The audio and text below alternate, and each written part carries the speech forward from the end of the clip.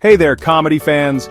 Ever wondered what happens when you mix cheese, potatoes, swede, and chorizo into one pie?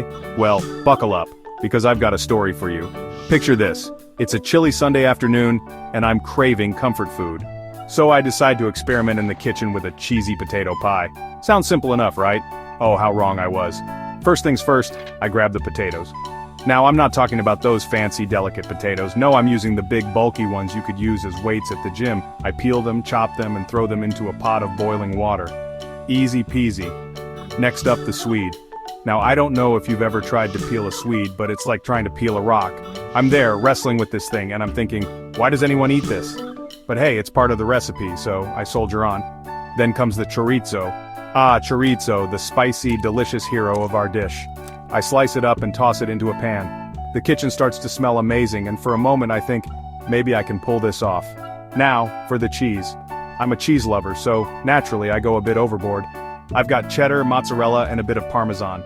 I'm grating these cheeses like I'm on some kind of culinary game show.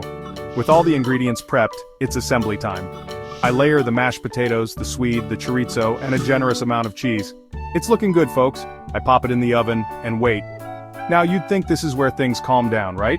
Wrong.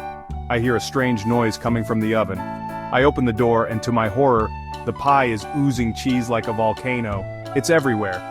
I quickly grab a baking tray to catch the cheesy lava, but it's too late. My oven looks like a dairy disaster zone.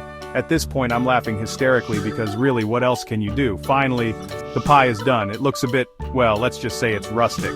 But the taste? Oh, the taste is heavenly. The cheesy, potatoey, swede-filled goodness with a spicy kick from the chorizo. It's a winner. So, what's the moral of the story? Cooking can be messy, unpredictable, and downright hilarious. But in the end, it's the delicious disasters that make the best stories. Thanks for tuning in, comedy fans. If you enjoyed this little adventure, don't forget to like, comment, and hit that subscribe button. Until next time, keep laughing and keep cooking.